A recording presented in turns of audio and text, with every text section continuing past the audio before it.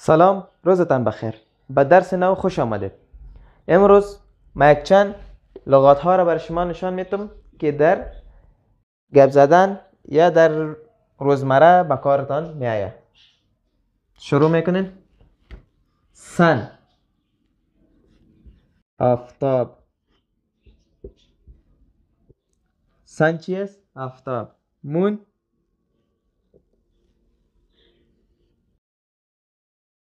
مهتاب. مون است، مهتاب. وایت، سفید. بلک، سیاه. رد، سرخ. هند، دست. رین، باران. mountain،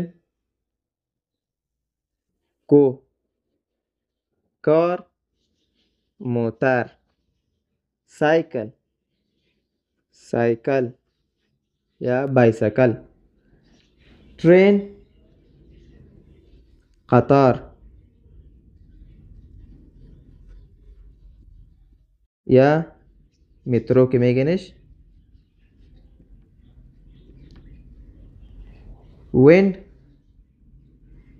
هوا. سنو، برف.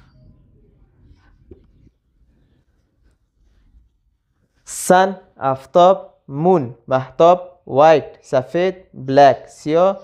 رد، سرخ. هند، دست.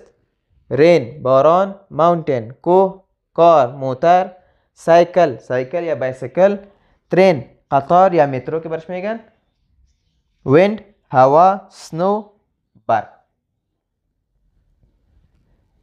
امروز همین چند لغات ها را یاد کردین که به خاطر روزمره از ما به کار میایه. مثلا یک نفر میگه که آفتاب است، مهتاب آمده، یا مهتاب برآمد، یا مثلا آفتاب برآمد، یا آفتاب تیز است.